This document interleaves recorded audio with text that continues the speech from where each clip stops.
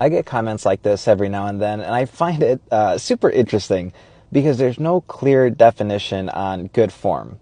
Let me take you through an example here. Let's say we see someone doing an exercise and they're doing it differently from what we were taught.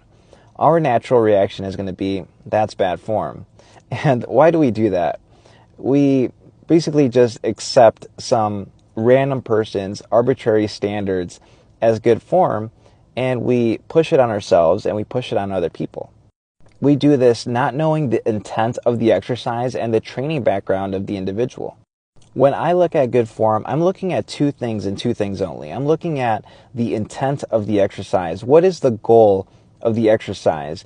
And for the most part, it's going to be strength. So when it's strength in calisthenics, we're trying to oppose gravity in the most effective way possible. And the second thing I'm looking at is safety. Is there any pain? Is it hurting you? Do you have previous injuries that could spark pain when you're doing this exercise? If you answered anything but no, then the form is bad. I don't allow people to do exercises if they're going to experience pain. We want to stay off pain so we can continue to gain. However, if we hit the two markers of good intentions and safety, form is good regardless of what it looks like. Let's take a look at the handstand push-up, and sometimes people have to arch their back to complete a rep, and typically this is seen as a bad thing for whatever reason.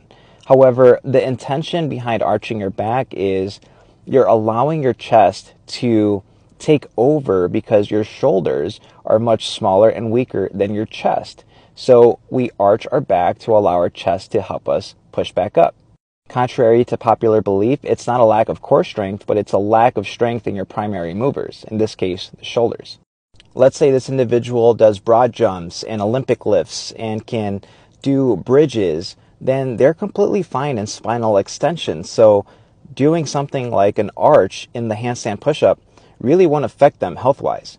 So if we're opposing gravity in a way that is measurable and allowing us to continue seeing progress, and we're doing it in a safe way that's not going to injure us, then we're using good form, and we can use form as a marker of progress. So in the handstand push-up with an arched back, if I'm arching my back less over time, that's a good sign of progress. You don't want to fall into the trap of perfectionism, because in most cases with healthy people, that's going to kill your progress.